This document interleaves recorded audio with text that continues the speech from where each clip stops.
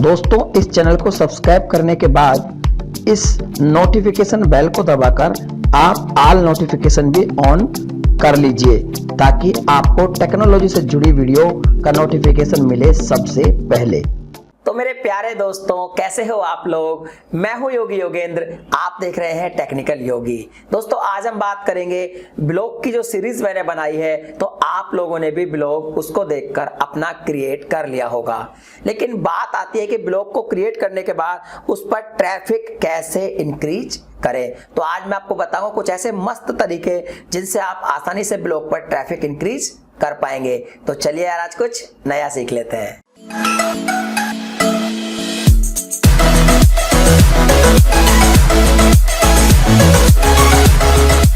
तो दोस्तों, अगर बात करें ब्लॉग पर ट्रैफिक बढ़ाने की, तो सबसे पहले बात आती है उसकी थीम यानी कि टेम्पलेट की, जो मैंने दूसरे ट्यूटोरियल में बताया था कि ब्लॉग को किस तरह डिजाइन कर सकते हो आप। अब जब ब्लॉग को आप डिजाइन करें तो देखिए, मैंने आपको दो चीज बताई थी। एक तो रिस्पॉन्सिव थीम का ही चयन करें, हमेशा रिस्पॉन्सिव थीम ही लगाएं। दूसरी बात है कि थीम आपकी लाइट वेट होनी चाहिए, यानी कि जब पेज आपका रिडायरेक्ट हो तो उसमें बहुत ही कम टाइम लगना चाहिए, क्योंकि अगर टाइम ज्यादा लगेगा तो यूजर्स को परेशानी होगी, वो स्किप करके किसी दूसरे ब्लॉग पर चला जाएगा। तो हमेशा इसका ध्यान रखें कि जो हमें थीम है वो लाइट वेट लेनी है और मोबाइल फ्रेंडली भी होनी चाहिए, क्योंकि आजकल ज्यादातर जो ब्लॉग पढ़े जाते हैं वो मोबाइल पर ही पढ़े जाते हैं। अब मोबाइल फ्रेंडली थीम क्या होती है, उसके लिए मैंने बताया आपको रिस्पॉन्सिव थीम जो है वो अपलोड करनी पड़ेगी अपने ब्लॉग पर। अब बात करते हैं दूसरे टॉपिक की। तो जो दूसरा टॉपिक है वो यहां पर आता है बैक लिंक्स का, कि आपको बैक लिंक्स बनाना बहुत जरूरी है, क्योंकि बैक लिंक्स अगर आप नहीं बनाएंगे तो आपका जो ब्लॉग है वो रैंक करने में दिक्कत करेगा। अब आपको बता दें कि अरे बैकलिंक क्या होता है। तो देखिए, बैकलिंक दो तरह के होते हैं, no follow link, do follow link. अगर बैकलिंक के बारे में आपको और भी ज्यादा जानकारी चाहिए तो आप मुझे कमेंट कीजिए। अगर आपके बहुत सारे कमेंट आएंगे तो मैं अगली वीडियो बनाऊंगा बैकलिंक के ऊपर कि बैकलिंक क्या होता है, कैसे क्रिएट करते हैं और ये किस तरह काम करता है। तो दोस्तों, अब बात करते हैं हाई क्वालिटी कंटेंट की। देखिए, अगर आप ब्लॉग पर हाई क्वालिटी कंटेंट लिखेंगे तो ही आपका ट्रैफिक जो है वो इंक्रीज होगा। अब बात आती है हाई क्वालिटी जो कंटेंट है वो होता क्या है। तो उसमें मैंने आपको पहले भी बताया है कि देखिए, सबसे पहले तो आर्टिकल की लेंथ थोड़ी ज्यादा रखिए, करीब 1000 वर्ड का यानी कि 1000 वर्ड का एक जो है आर्टिकल आपका होना चाहिए। दूसरा जो आता है वो आता है कि आपको जो आर्टिकल लिखना है वो एक यूनिक लिखना है। ऐसा नहीं है, मान लो आपने किसी टॉपिक पर आर्टिकल लिखा, जैसे मान लो कोई भी टॉपिक हो सकता है, आप जैसे कि बैटरी को, मोबाइल की बैटरी चार्ज करते वक्त किन बातों का ध्यान रखें। आप इस पे पहले से मान लो बहुत सारे आर्टिकल लिखे जा चुके हैं, तो भाई जो आपका नंबर होगा वो बहुत लास्ट में आएगा, तो आपका जो पेज है वो रैंक कम करेगा इस, और लोगों ने पढ़े हुए भी होंगे इसके बारे में काफी सारे ब्लॉग। तो हमेशा एक नई जानकारी देने की कोशिश करें, एक यूनिक जानकारी देने की आप कोशिश करें, तभी आपका जो कंटेंट है वो लोगों तक पहुंचेगा और लोगों को पसंद आएगा और हो सकता है लोग उसे शेयर भी करें। तो इसके बाद बात करते हैं हम कीवर्ड रिसर्च की।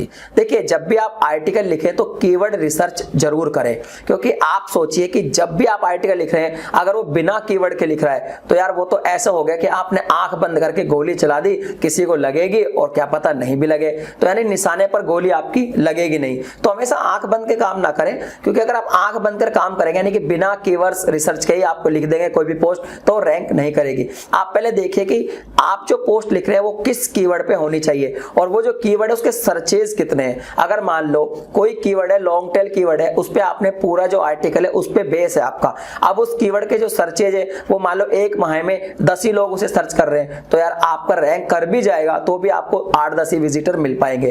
तो आप इसके लिए क्या करें, पेड टूल का भी इस्तेमाल कर सकते हैं, वरना आप फ्री में गूगल कीवर्ड प्लानर का इस्तेमाल करें और वहां से देखें कि जिस कीवर्ड पर आप काम कर रहे हैं उस कीवर्ड के सर्चेज कितने हैं। क्योंकि अगर आप जिस पर पोस्ट लिख रहे हैं उस कीवर्ड के सर्चेज ज्यादा होंगे तो उम्मीद है कि भाई आपका जो पोस्ट आपने लिखा है उसके भी जो है रैंकिंग में आने के चांस है, और रैंक में जब आएगा तो जब सर्चेज ही बहुत ज्यादा है तो आपको विजिटर्स भी काफी मिलेंगे और आपको काफी ज्यादा व्यूज आपके ब्लॉग पर आ जाएंगे। इसके बाद हम बात करते हैं कि जो हमारी पोस्ट है यानी कि जो हमारा आर्टिकल है वो एसईओ से ऑप्टिमाइज होना चाहिए, और इसके लिए मैं पहले ही वीडियो बना चुका हूं ऑन पेज एसईओ की, जो वीडियो वो आप देख लीजिएगा अच्छी तरह कि आपको ऑन पेज एसईओ करना है, कहां-कहां हमें कीवर्ड लगाने हैं, कहां-कहां हमें इमेज को जो है ऑप्टिमाइज करना है। जब आप पूरी तरह से ऑन पेज एसईओ कर देंगे, दूसरा मैंने उसमें आपको इंटरलिंकिंग भी बताया है कि आप एक पोस्ट से दूसरी पोस्ट को भी लिंक करके रखिए, ताकि एक पोस्ट पढ़ रहा है व्यक्ति और उससे रिलेटेड दूसरी पोस्ट लिंक है और आपने वहां पर उसका जो है टाइटल दे रखा है, तो वो इस पे क्लिक करके दूसरी पोस्ट पे भी जा सकता है। इससे भी आपका जो ट्रैफिक है वो इंक्रीज होगा। इसके बाद आप एक चीज और कर सकते हैं अपने ब्लॉग में, गेस्ट ब्लॉगिंग, यानी कि आप क्या करें, जो जैसे मान लो आपका ब्लॉग टैग पर है, ब्यूटी पर है, हेल्थ पर है, तो आपसे रिलेटेड जो मोस्ट पॉपुलर ब्लॉग है उनको भी आप रिक्वेस्ट कर सकते हैं कि वहां पर आप एक अपनी गेस्ट पोस्ट लिख सके। और अगर वो जैसे आप बहुत सारे लोगों को आप लिखेंगे कि सर मैं लिख सकता हूं क्या, जब आप रिक्वेस्ट करेंगे तो आपको कुछ लोग कहेंगे कि आप लिख सकते हैं, और जब आप उनके पॉपुलर ब्लॉग पर गेस्ट ब्लॉग लिखे तो जो पोस्ट आप लिख रहे हैं वो काफी अच्छी होनी चाहिए, और वहां पर आप अपना लिंक भी दे सकते हैं और अपने बारे में भी थोड़ा बहुत बता सकते हैं, ताकि उस जो पॉपुलर ब्लॉग है उस पर बहुत सारे जो विजिटर्स आते हैं उनमें से कुछ विजिटर आपके ब्लॉग पर भी आएंगे, और जब आपके ब्लॉग पर बहुत ही अच्छा यूनिक कंटेंट उनको मिलेगा तो फिर वो आपके ब्लॉग के भी विजिटर हो जाएंगे।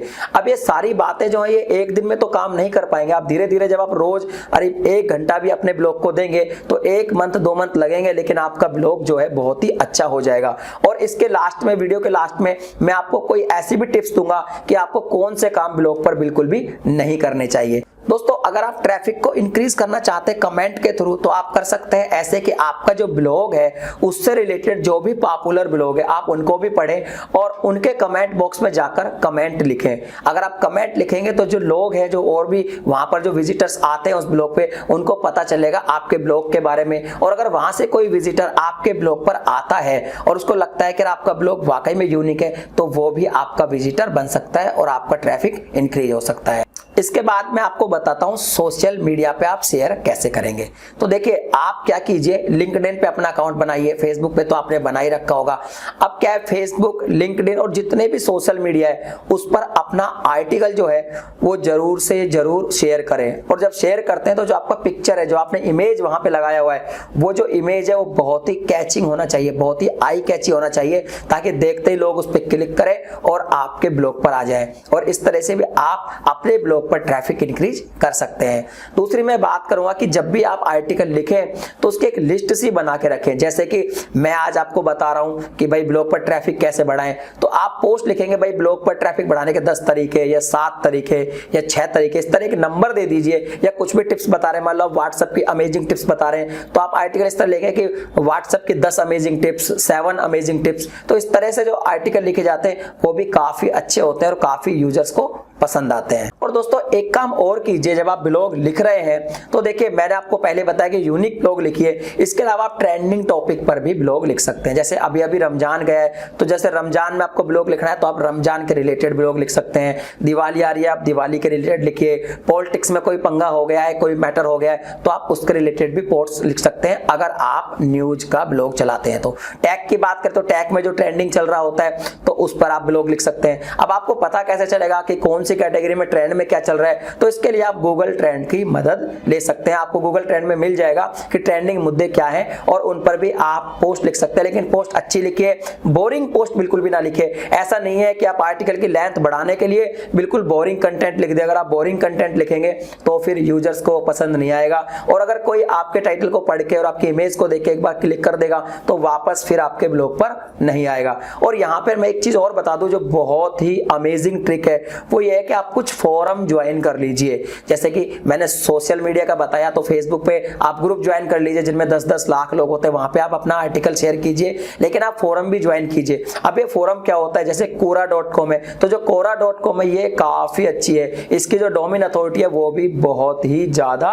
मतलब कि वैल्यूएबल है। और जैसे कि याहू जो आस्क आता है, याहू क्वेश्चन आंसर होते हैं, वहां पर चले जाइए। कुछ ऐसी वेबसाइट होती है जहां पर आंसर और क्वेश्चन किए जाते हैं, वहां पर जाइए और वहां देखिए, अगर किसी ने मान लो कोई कमेंट करके कोई क्वेश्चन पूछा है और क्वेश्चन के रिलेटेड आपके पास पोस्ट है, तो आप उनको बता दीजिए कि भाई ये पोस्ट आपके क्वेश्चन का जवाब दे देगी और उसका लिंक आप वहां पर डाल दीजिए, तो वहां से जो ट्रैफिक आएगा वो काफी कमाल का ट्रैफिक आपको मिलेगा। और अगर आप देख लीजिए कि यार बहुत सारे कोई क्वेश्चन पूछे जाते हैं, वहां पे कोई क्वेश्चन बहुत सारे लोगों ने पूछा है और आपके ब्लॉग पर अगर वो पोस्ट नहीं है तो आप उसके रिलेटेड भी पोस्ट लिख सकते हैं। और जब आप उस पर लिखेंगे तो आप वहां पे उसका लिंक छोड़ दीजिए, तो वो जो क्वेश्चन वहां पे पूछ रहा है उस वेबसाइट पे जब उसको लिंक मिलेगा तो वो आपके ब्लॉग पर आ जाएगा। और ये काफी अमेजिंग ट्रैफिक लाने का तरीका है, क्योंकि जो quora.com है, जो याहू आस्क है और बहुत सारी जो फोरम होते हैं उनकी डोमेन अथॉरिटी काफी वैल्यूएबल होती है। और अब बात करते हैं सबसे जरूरी कि आप जो है अपने ब्लॉग पर पोस्ट रेगुलर लिखें, क्योंकि आप अगर रेगुलर लिखेंगे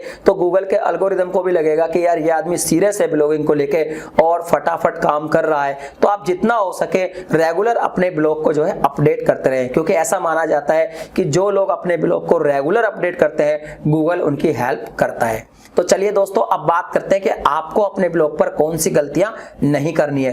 तो मैं आपको बता दूं, कभी भी इमेज कॉपीराइट वाली यूज नहीं करनी है। हमेशा कोशिश कीजिए कि आप खुद का एक इमेज बनाइए फोटोशॉप वगैरह से। अगर आप खुद का इमेज क्रिएट करके बनाएंगे तो एक यूनिक इमेज होगा और वो बहुत अच्छा भी लगता है और उसमें कोई प्रॉब्लम आपको नहीं होगी। दूसरी, आप ऐसा भी कर सकते हैं कि कहीं से भाई कॉपीराइट फ्री इमेज ले सकते हैं, और आप जब भी कहीं से इमेज लें उसका सोर्स जरूर अपने ब्लॉग में दे दें।